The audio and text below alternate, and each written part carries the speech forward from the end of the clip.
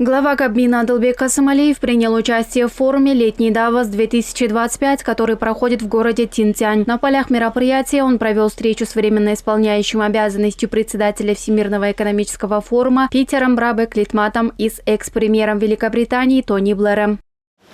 Здравствуйте. Адылбек Касымалиев также встретился с делегацией китайской корпорации ТБА, которую возглавляет Чан Цзин. Глава Кабмина отметил, что данная компания на протяжении долгих лет реализует энергетические проекты в Кыргызстане. В ходе встречи стороны обсудили реализацию совместных проектов, а также возможность расширения инвестиционного взаимодействия.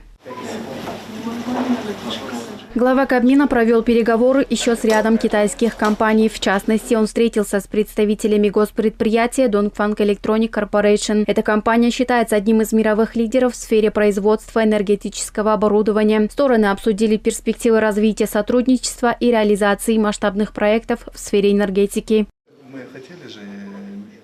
Далее состоялась встреча Касымалиева с вице-председателем China Energy International Group Co. Сюэ Данфеном. Компания проявила заинтересованность в реализации проектов в энергетическом секторе нашей страны, в частности в строительстве гидроэлектростанций, а также в сфере возобновляемых источников энергии. Здравствуйте.